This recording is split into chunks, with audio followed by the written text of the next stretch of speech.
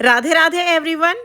चैत्र मास के कृष्ण पक्ष की एकादशी को पाप मोचनी एकादशी कहते हैं। आज की वीडियो में हम जानेंगे कि पाप मोचनी एकादशी का व्रत इस वर्ष कब किया जाएगा, व्रत का पारण हमें कब करना है, पूजा कैसे करेंगे और व्रत कैसे करेंगे।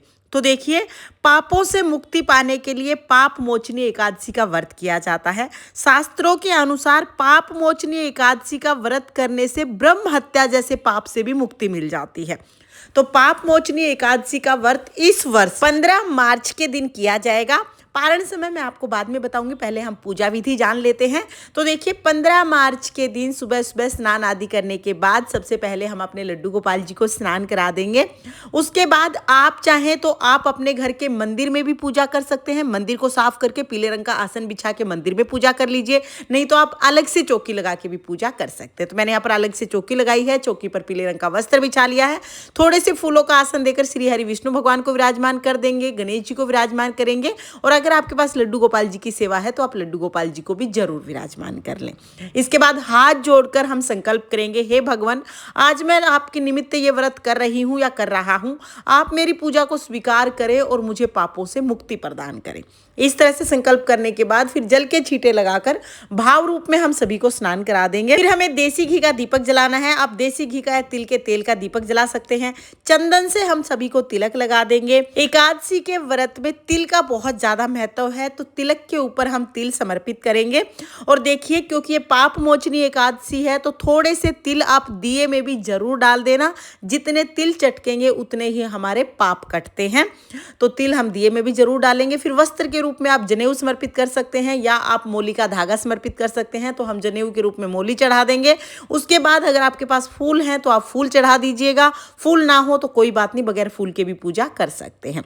इसके बाद देखिए, मेरे पास फूल थे तो मैंने फूल चढ़ा दिए हैं। फिर हम भोग चढ़ाएंगे। तो भोग के लिए आप कोई भी ऋतु फल चढ़ा सकते हैं, कोई भी फल चढ़ा सकते हैं, या दूध से बनी हुई मिठाई भी आप चढ़ा सकते हैं। श्री हरि विष्णु भगवान के भोग में हम तुलसी जरूर रखेंगे। और इस दिन आप तिल का भोग भी जरूर समर्पित करें।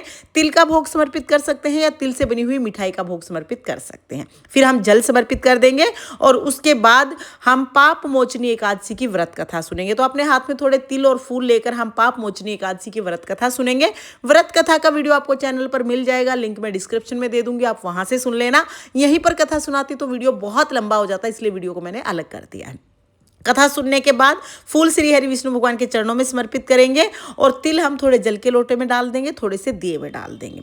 फिर हम दक्षिणा चढ़ाएंगे और उसके बाद बहुत ही प्रेम पूर्वक धूप दीप से हम श्री हरि विष्णु भगवान की आरती करेंगे। पहले गणेश जी की आरती करेंगे, फिर श्री हरि विष्णु भगवान की आरती करेंगे।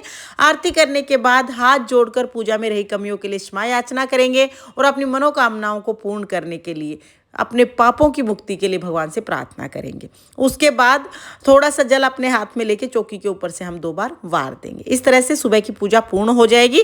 पूजा करने के बाद जो जल का लोटा है ये हम सूर्य देवता को अर्घ दे देंगे और जो भी भोग प्रसाद हमने चढ़ाया है वो घर के सभी सदस्यों में हम बांट देंगे। जो दक्षिणा हमने चढ़ाई है वो अभी यहीं रखे रहने देंगे। अगले दिन जब हम दान करेंगे ना, सीधा निकालेंगे, दान करेंगे, उसमें इस दक्षिणा को भी दान कर देंगे। तो इस तरह से हमें सुबह के समय पूजा करनी है।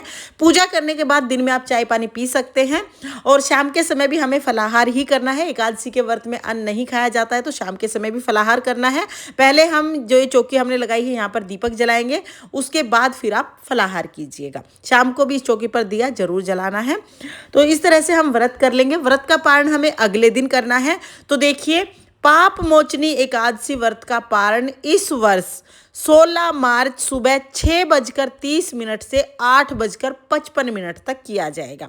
तो पाप मोचनी एकादशी के व्रत का पारण 16 मार्च को सुबह 6:30 से 8:55 तक करना है। तो ये व्रत के पारण का शुभ समय है। इस समय पर आप पारण कर लीजिएगा। जब हम व्रत का पारण करते हैं तो चावल खा के पारण करते हैं। आप खिचड़ी बना सकते हैं या चावल बना सकते हैं और इस दिन हम अन्न का दान करते हैं। पहले एक मनुष्य के भोजन जितना खाना हम दान कर देते हैं, पूजा करते हैं और उसके बाद व्रत का पारण करते हैं। इस तरह से हम पाप मोचनी एकादशी का व्रत और पूजा करते हैं। आपको पूजा विधि कैसी लगी कमेंट करके जरूर बताना। जय श्री कृष्णा। राधे राधे।